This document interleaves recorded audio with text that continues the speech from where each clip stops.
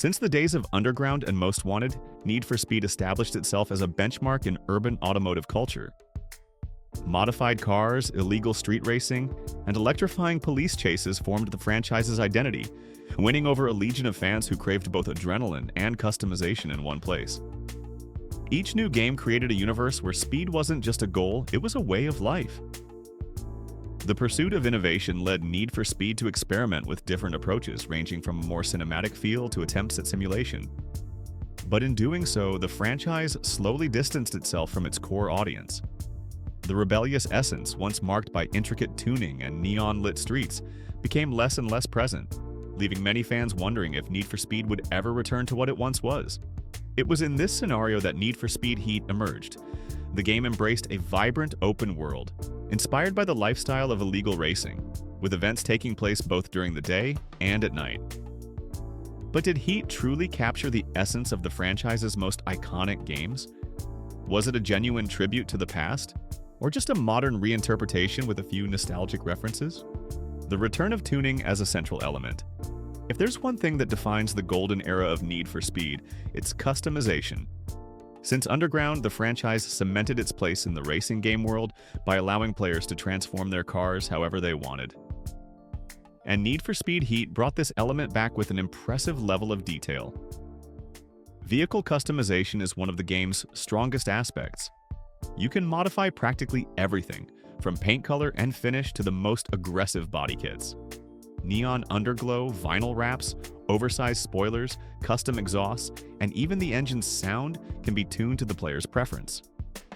This directly harkens back to the franchise's peak during the Underground era.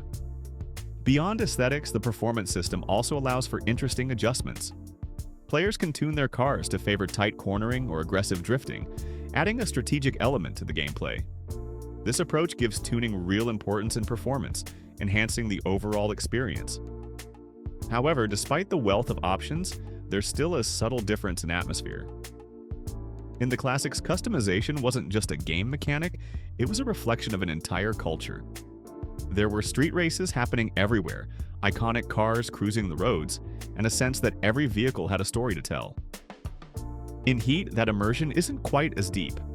While the game revives the essence of customization, it doesn't fully recreate the captivating underground ambiance of the 2000s. Still, it's a significant improvement over previous franchise entries, and for many fans, that was already a major reason to celebrate. Police chases worthy of Most Wanted? One of the defining elements that sets Need for Speed. Apart from other racing franchises is its police chases. Since the days of Hot Pursuit and Most Wanted, evading the cops has been one of the most thrilling experiences in the series. In Need for Speed Heat, this aspect returns with intensity, requiring both strategy and skill to escape. Unlike some recent games where police presence felt almost symbolic, Heat features an aggressive and well-equipped police force. Cops don't just try to catch up with the player, they use roadblocks, ram vehicles off the road, and coordinate attacks to trap illegal racers.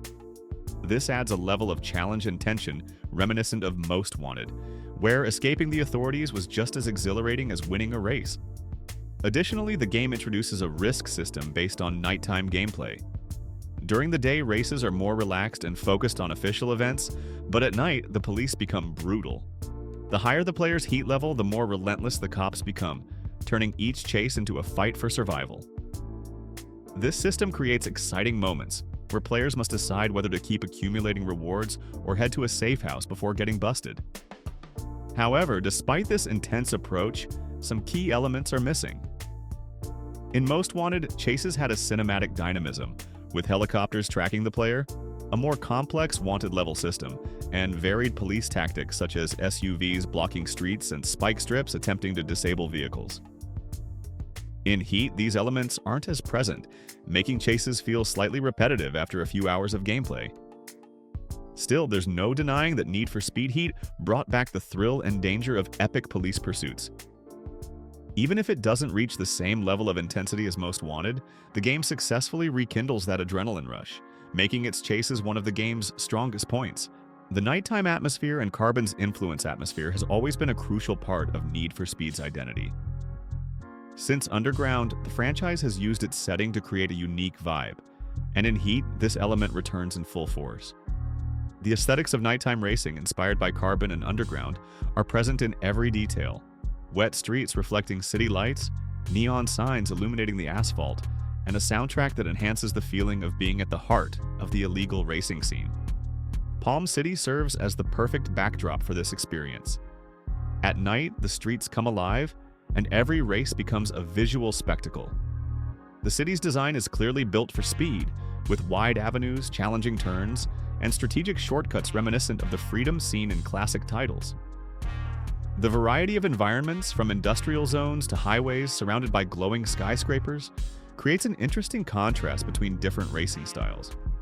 However, while Heat successfully recreates Carbon's visual atmosphere, it doesn't expand on one of that game's defining aspects: rival crews and territory battles. In Carbon, every race carried more weight because it was part of an ongoing gang war, making the city feel alive with that dynamic. In Heat, this narrative layer is almost non-existent. The game focuses more on police rivalries and the player's individual progression, leaving out the feeling of belonging to a structured underground racing scene. Another element that could have been better explored is the transition between day and night. While the time of day system affects gameplay style, the lack of a natural transition reduces immersion. A dynamic day-night cycle where time progresses as races unfold could have intensified both the visual and emotional impact of the game. Still, there's no doubt that Heat nailed the aesthetics of nighttime racing, something fans have sorely missed in recent Need for Speed titles. The vibrant atmosphere and well-designed cityscape make every race feel special, even if the narrative depth needed to make Palm City as memorable as its predecessors is somewhat lacking. Was Heat a true tribute? Need for Speed. Heat revives many elements that once made the franchise shine. Tuning is back in full force, police chases are intense, and the nighttime setting evokes the best moments of Underground and Carbon. But for all its efforts to recreate the classic's essence, the truth is that we may never feel exactly the same way as before. When we played Underground 2 or Most Wanted, 2005, we were younger. There were no worries about work, bills, or responsibilities. We spent countless nights customizing cars and escaping the cops, focused only on having fun. The impact those games had on us wasn't just because of what they offered, but also because of when we experienced them. Now, Heat tries to bring back that thrill, but we play with a different perspective. We analyze graphics, mechanics, and details we never noticed before. The game didn't change alone, we changed too. The sense of discovery isn't the same because we've already lived through it. Maybe Heat lacks depth, not because EA failed to recreate the formula, but because what fascinated us back then simply can't be replicated in the same way. That doesn't mean Heat is a bad game. On the contrary, it's one of the best Need for Speed titles in years and proves the franchise still has plenty to offer. But it can't be a true successor because there's no magic formula for recreating nostalgia. The past will always seem more special, not just for what it was, but for what it meant to us. Maybe the secret to Need for Speed's future isn't to chase the past, but to create something new that reignites the same excitement we once felt. Will that day ever come?